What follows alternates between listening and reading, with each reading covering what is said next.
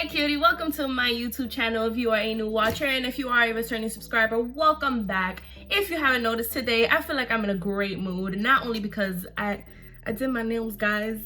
I did my nails. I don't feel like a bum anymore. I don't feel like I look crazy anymore because I did my nails. I just gotta do my hair, so we're not gonna look at that. About 2 weeks ago, I posted a video about treating my keloid, and if you can see in that video, which I'm gonna leave right here, I had a pretty big bump on my nose, and if you can tell in my other videos, if you have not checked them out, go ahead and go check them out.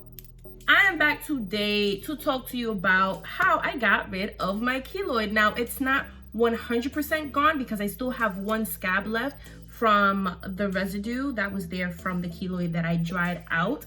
But without further ado, we're gonna get started.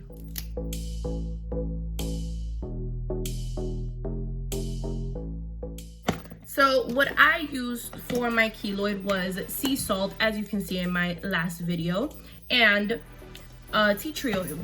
If you want to go check out the story as to how I got my keloid in the first place, go check out the video. Like I said, I will leave it up here. But long story short, my best friend pierced my nose. The trauma that was caused to my skin because of the way that we pierced the piercing at home caused my keloid, and I switched my ring too early and I kept touching it, so it resulted into a huge bump, which I will leave a picture for right here.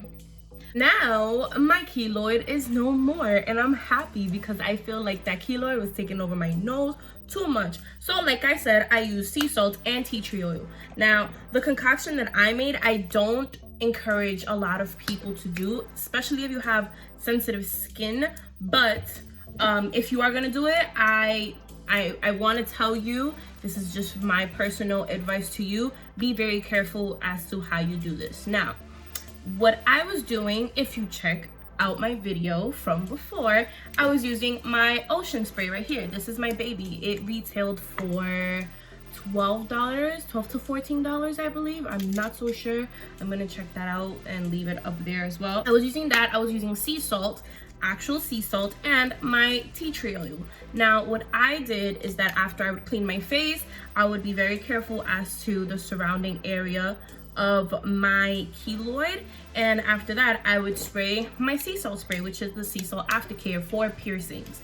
Now after I did that, I would take a dab of my tea tree oil and I would put it on with my finger, with my clean hand, with my finger on top of the keloid. Not too much on the area of it, because if it gets inside of the piercing, it can dry out the skin that's healing in the inside, hence causing too much of the scar tissue to push out, and since it's an enclosed space, it has nowhere else but to grow outside and on the outside of the bottom of your nose, causing the keloid. So this is what I did. I put it on the top of my keloid carefully, and then after that I mixed a little bit of the tea tree oil with the salt. Now what that does is that it cures the skin on the outside and it starts drying it out.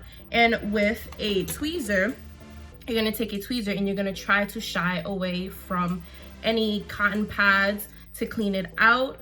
But you're gonna take a tweezer and you're gonna peel off the skin that is already dry there, because that means that your keloid is getting smaller and is shrinking. Now after you do that, you're gonna continue the process and you're gonna clean it out. You're gonna go to sleep with the concoction on your nose, and after you do that, wake up in the morning, take it off because the salt dries out, and you'll notice that your keloid is going to start getting red but dried out.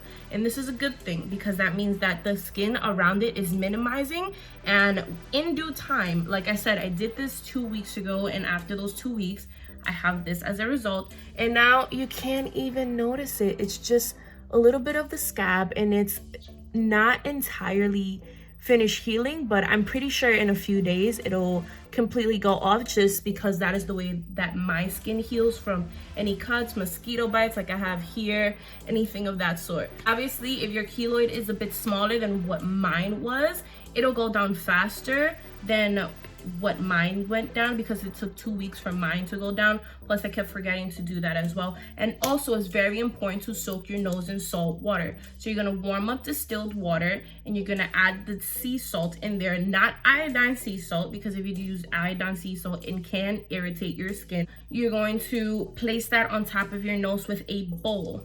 You're gonna place the bowl underneath and then let your nose soak in that water for about 10 to 15 minutes, depending on how much you want to leave it there for. No less than 10 minutes. And trust me, you'll forget it if you're watching a show or whatever while you have the bowl on your head, or you can use a shot glass or any type of small bowl, if that makes sense.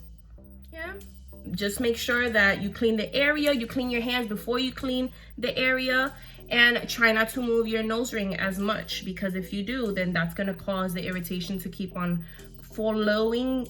The irritation to keep on flowing through your piercing, and then it's going to keep making it worse and worse and worse, and that's what we don't want. We want the keloid gone. We don't want it to keep growing. So that was that. I hope that I was able to help you guys, and go check out my other videos so you can see how horrible my keloid look and how great it looks now. I have my face back.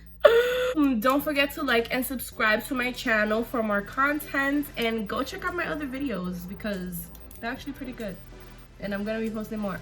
So thank you guys for watching, and again, I hope this helped anybody out with their keloid problem. Like this helped my keloid.